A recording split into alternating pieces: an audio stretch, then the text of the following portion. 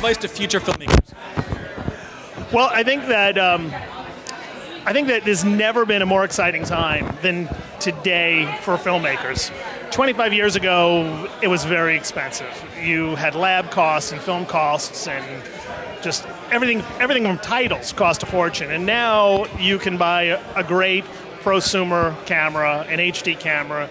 You can get Final Cut Pro for $300 now, which has an amazing titles package and everything else. So I think that it's a really great opportunity not only to make a film, but also to distribute the film, because you have so many great venues and so many great ways of marketing your movie. So my advice is learn everything you can, and get on the internet, Google, there's great resources out there and videos and DIY, do it your own, do it yourself, videos to learn about filmmaking, and attend festivals.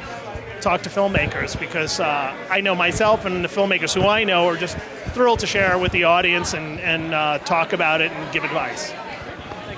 Learn your craft, whether it's in film school or out in the real world, and persevere. Don't take no for an answer. People will try to knock you down. There's a lot of competition out there now, a lot of competition. Everybody, because of computers and teeny tiny cameras, everybody is a filmmaker now. But it's a craft that you have to learn. And once you get all the technical aspects down, and you have to know how to tell a story, I mean, it takes time to get there. So I'd say be very, very persevering, and learn, know what you're doing. Yeah.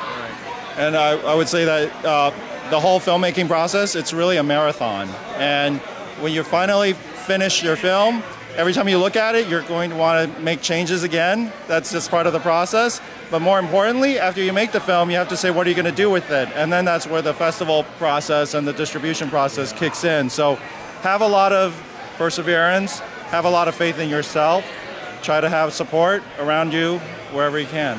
And make films whenever you can and wherever you can. Absolutely. Yeah. Well, thank you very much. What advice do you have for future filmmakers?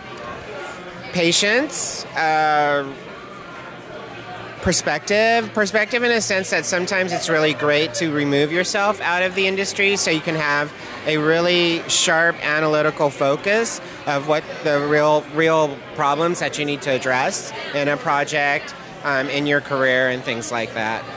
I think sometimes a lot of us get so immersed in what we're doing that we can't get a healthy perspective. So I think a lot of my peers sometimes get stuck creatively, and I think it's just really important to allow yourself to explore different things that you want to do within the industry. Thank you very much. It's not always about the creative. Always think about the business aspect of it.